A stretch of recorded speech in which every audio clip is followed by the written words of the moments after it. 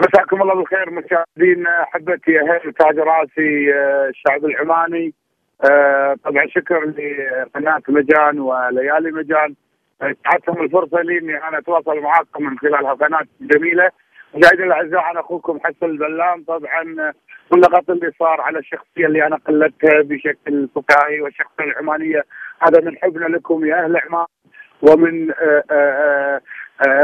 انتم تاج راسنا يا اهل عمان.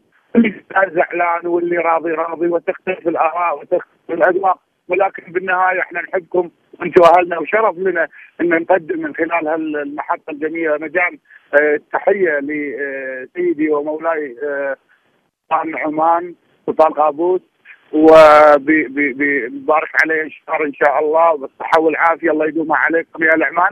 وشرف لنا ايضا ان سيدي حضره صاحب السمو تكون عمان هي الدوله الاولى بعد الكويت اللي يرتاح فيها ويقضي فتره راحه يدل على عمق العلاقات ما بين عمان والكويت.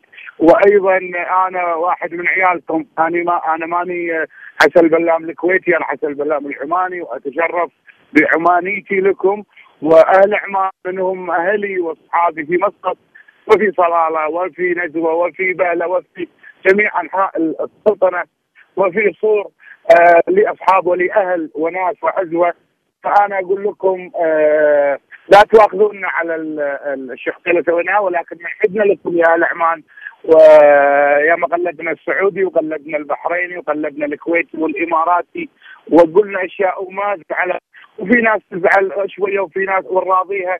اذا انتم زعلانين حقكم على راسنا، ولكن هذا لا يمنع ان انتم اهلنا وربعنا. وانا شخصيا من حبي لكم سويت الشخصيه العمانيه لاول مره على التلفزيونات، لاول مره على القنوات، هذا من حبي لكم. ان شاء الله ما قدر شيء مني غلط. اخوكم انا من الكويت حسن البلام، وبوصل لكم لشعب عمان كلكم اهلي وعلى راسي. وشكرا ايضا لقناه مجان مره اخرى وبرنامج ليالي مجان. شكرا. اهلا وسهلا فيك استاذ حسن، شكرا لك، يعطيك العافيه. يا هلا، شكرا.